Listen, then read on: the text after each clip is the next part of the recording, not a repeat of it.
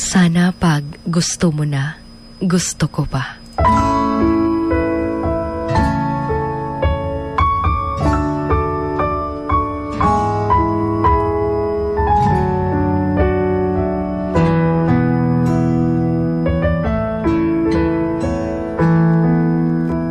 Naranasan mo na bang mag-antay sa isang tao para piliin ka? Masarap sa pakiramdam na nakakainip, diba? Lalo na't medyo matagal-tagal ka na rin nag-aantay sa kanya pero wala pa rin. Yung nagpaparamdam ka naman na may gusto ka, na maganda yung intensyon mo. Pero yung mahirap lang yung hindi mo alam kung may aasahan ka ba sa kanya. Mahirap kung hindi mo alam kung may hinihintay ka pa ba. Hanggang sa masasabi mo na lang na sana pag gusto mo na, gusto ko pa rin. Dahil minsan naiinip ka na rin. Minsan nga nakakaramdam ka ng pangangamba dahil baka naghihintay ka lang pala sa wala. Na baka habang ginugusto mo siya, may iniibig na pala siyang iba.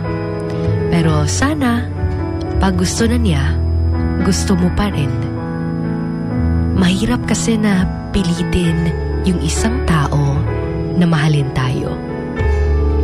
Hindi natin pwedeng diktahan ang kanyang puso at ang tinitibok nito. Napapagod ka na minsan kakaantay sa kanya. Dahil pakiramdam mo, parang wala ka namang pag-asa. Na parang mag-isa ka lang talaga. Kaya nga sana, kapag dumating na yung panahong mahal ka na, mahal mo pa rin siya.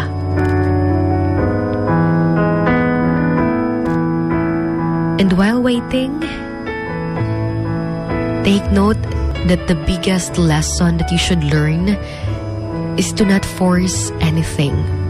Relationships, conversations, friendships, attention, or even love. Because anything forced